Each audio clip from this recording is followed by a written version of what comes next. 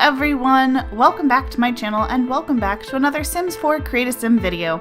So this week I am continuing my Fill the World Create a Sim challenge, and this is the very last video for Windenburg. So there was actually only 4 empty pre-made lots from EA in Windenburg, so we only had to do 4 families. So this is the Snyder family. They live at the house called Pier Palace, which is on the island in Windenburg. It's pretty fancy. It's like 137 some simoleons. It's a 3-bedroom, 2-bathroom house. So it's pretty nice. So obviously the Sims who live there have a decent amount of money. So first up, we have Beckett Snyder. So Beckett is a young adult. He's in the business career, and he is like very much your stereotypical like good-looking, successful guy. He's got a lot of charisma and fitness. He's got a decent amount of logic skill as well. And he also has some singing skill points and some wellness skill points. So I wanted to try to create a sim that was like more well-rounded and less just like, you know, like your stereotypical preppy jock type of person. So he does also, you know, he likes to dabble in some of the arts as well. And so Beckett has a sister, a younger sister. Her name is Renee, and we'll see her in a minute. So Beckett and Renee growing up, you know, they were close as siblings, but they're very different. They're very opposite people. And you know, their priorities in life are not really the same. Beckett is very success and money driven. He is ambitious. And his sister doesn't really care about any of that stuff. So this is Beckett's house that he shares with his wife, Andie. And so we'll see Andie here in a minute, but Andie is also very much like Beckett. She didn't quite grow up with the amount of money that he did, but she's also very successful, very career driven. She's in the astronaut career. So she has also a good amount of fitness skill and a good amount of like logic. She has some rocket science. She's at level 5 in the astronaut career, which is kind of funny if you think about it, because like I would have thought that rocket science would have come into play before then, but like when I was, you know, progressing her through the different stages of her career, up until level 5, you didn't need any rocket science skill, but I figured she should probably have some because chances are she's gonna end up, you know, getting promoted, and then she'll need the rocket science skill. So they're both at level 5 in their careers. He's in business, she's an astronaut. So, you know, they're very like successful couple. Outwardly, their lives seem pretty perfect. They have this beautiful modern house on an island, with like beautiful views, and, you know, really their lives don't have much wrong with them, at least outwardly. They do both have the family-oriented trait, which is a little sad because Andie cannot get pregnant. So if you weren't aware, in the gender customization patch that came out a couple of years ago, one of the options is this sim will be able to either get pregnant, get other sims pregnant, or neither.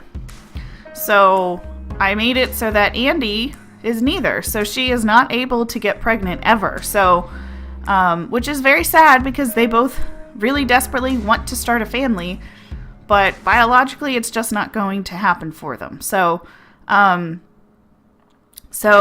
know, they could always adopt, but actually getting pregnant is never going to happen for them. So it's a little sad, you know, like to have that and then not be able to go through on it is, you know, it's very upsetting. And it's more upsetting because now Beckett's sister Renee and Renee's husband Trev and their 2-year-old daughter Juniper have all moved in. So as I said before, Renee is very different from her brother.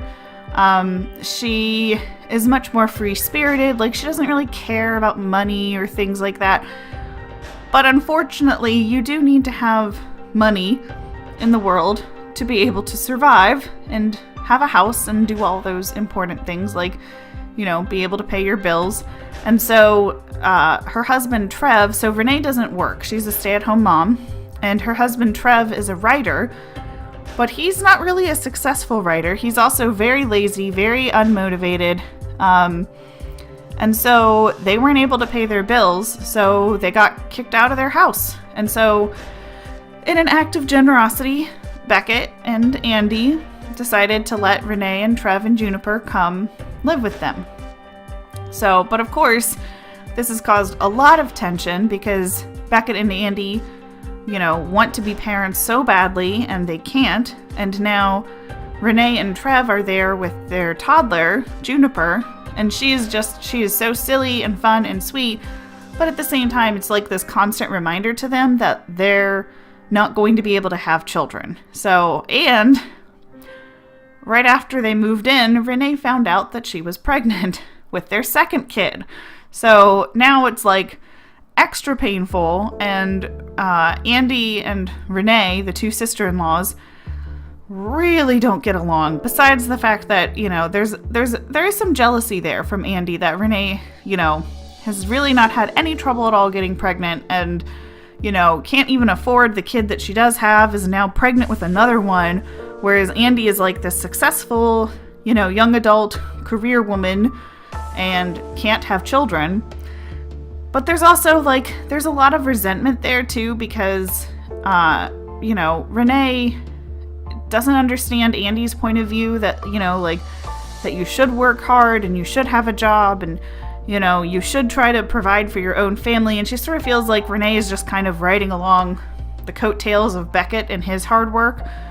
So Andie is thinking that Renee and Trev's stay with them is temporary, and Renee and Trev are thinking it's more permanent. So there's a lot of tension there in the family. Beckett and Renee, the brother and sister, they get along pretty well, but really nobody else does. Andie really can't stand Renee, and she dislikes Trev, although she doesn't quite dislike him quite as much because at least he has a job. He's not great at his job, but he has a job. And, that's at least a step above. And, she doesn't really blame him so much for the, pregnancy troubles because, it's a little different, woman to woman.